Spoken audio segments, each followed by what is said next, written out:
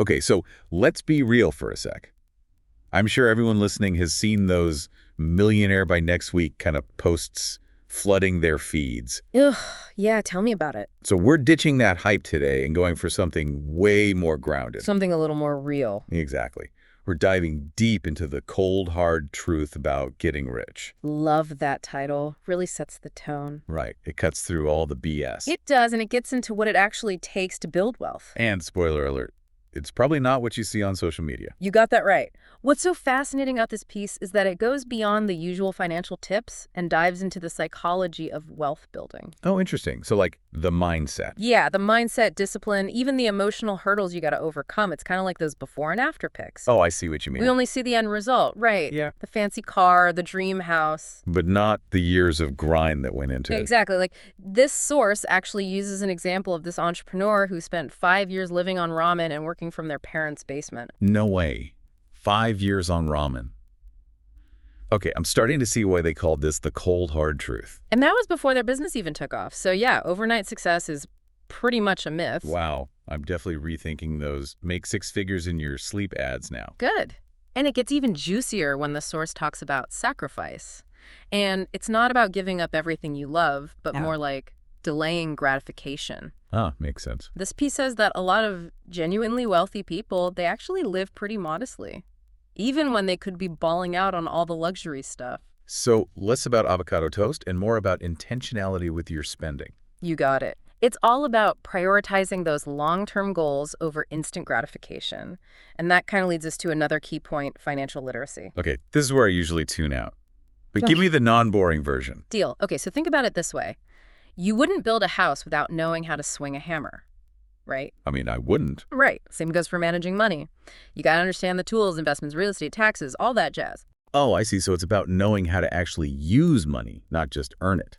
Exactly. The source actually breaks down how understanding even basic stuff like interest rates can make a huge difference. And that brings us to those risky ventures that always get glamorized online. Ooh, you mean like the private jets and fancy cars? Yeah, the whole shebang. Yeah, who wouldn't want that lifestyle? Right. But is it all it's cracked up to be? This source kind of throws shade on that whole fantasy. It points out that entrepreneurship and investing, while they can be super lucrative, are inherently risky. So there's a real chance of like losing money. Yep, and dealing with constant stress, facing setbacks, Yeah. all the stuff they don't show on Instagram. It's like there's a dark side to this whole hustle thing we don't see. For sure. The source even tells the story about an investor who lost everything on a risky venture. Kind of sobering. Wow. Yeah, okay. Rethinking those crypto trading ads for sure. It's all about understanding the risks and having a solid strategy. And speaking of strategy, that brings us to another hot topic, debt. Ooh, my credit card bill just shuddered. Haha, fair enough. But hear me out. This source makes a distinction between good debt and bad debt.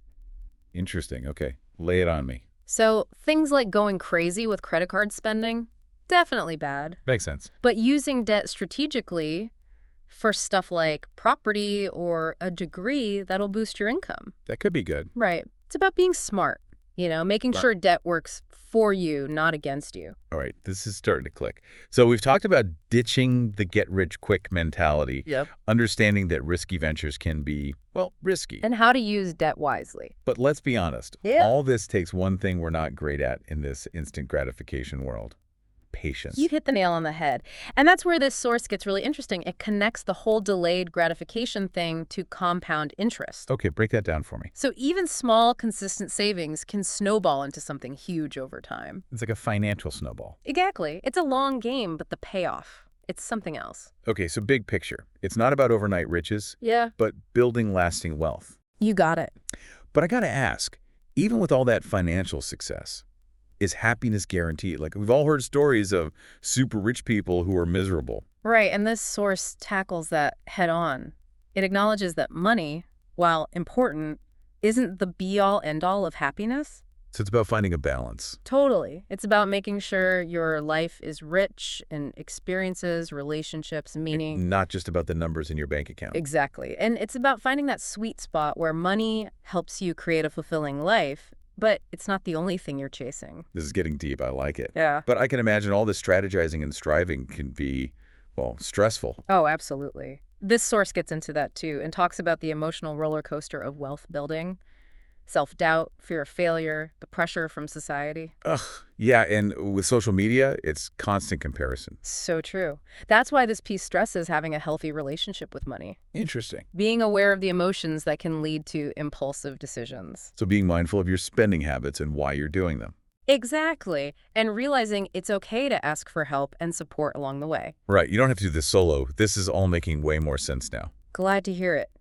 So, we've busted some myths, explored the less glamorous side of wealth building, and even touched on the emotional side of it all. Wow, and I feel like we've only scratched the surface. You're telling me there's so much more to unpack. I can't wait. Get ready for part 2, where we'll get into the importance of defining your own version of wealth, mentorship, and the oh-so-important time management. Stay tuned, everyone. We'll be right back after a quick break. Buckle up. Things are about to get even more interesting. Welcome back. Ready for more of the cold, hard truth. Oh, I'm ready. Still thinking about those ramen noodles, though. It's a good reminder that things aren't always what they seem, right? Like, this source keeps hammering in that wealth rarely goes straight up. Yeah, it's not like you invest $1 and boom, instant millionaire. Exactly. It's way more of a roller coaster. Ups and downs, twists and turns, the whole shebang. The article uses this interesting term, anti-fragile. Anti-fragile. Okay, I might need you to break that one down for me. Yeah, fair enough. It basically means you don't just survive challenges, you get stronger because of them. Like a muscle, you know? The more you stress it, the stronger it gets. So like a financial workout. Boom! Perfect analogy. And just like with any workout, there are going to be days when you're sore, discouraged, maybe even want to quit. That's actually something I was thinking about. Like all this focus on wealth, can it get kind of lonely? Especially if your friends and family aren't on the same page? That's such a good point. And you know what? The source addresses that, the social and emotional side of it all. It can be tough to relate to people who aren't into this stuff.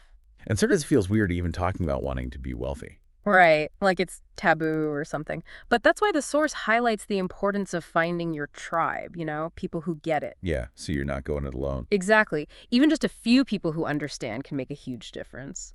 Speaking of motivation, this source has this cool idea about defining your own WN version of wealth. Oh, that sounds interesting. What does that mean? Well, it's basically saying true wealth isn't just about the number in your bank account. Okay, then what is it about? It's about aligning your money goals with your life goals. What does a fulfilling life look like to you, not anyone else? Wow, this is making me think. So instead of just chasing money, I should be thinking about the kind of life I want to build. You got it. Maybe it's freedom to travel, pursue a passion project, or just spend more time with loved ones. Right, because what one person considers wealthy might be totally different for someone else. 100%. It's about ditching those cookie-cutter definitions of success and embracing what matters to you. Kind of like creating your own personal wealth map. And speaking of maps, the source talks about mentorship. Oh, like having a guide on your journey. Exactly. It's like having a seasoned traveler show you the ropes, warn you about pitfalls, help you find hidden gems. So it could be anyone, not just some big shot CEO. Right. A friend, family member, someone online, anyone who's already achieved what you're aiming for. And it's a two-way street, right? You learn from them, but maybe someday you mentor someone else. Absolutely. Sharing what you've learned, paying it forward. Okay, but let's get real for a sec. We've got vision, mentors, support. What about time? Ugh, yeah, time. The one thing you can't buy more of. Right. We can get so caught up in chasing wealth, we forget about living life. Exactly. And that's where this source brings up a great point. Treat time like an investment.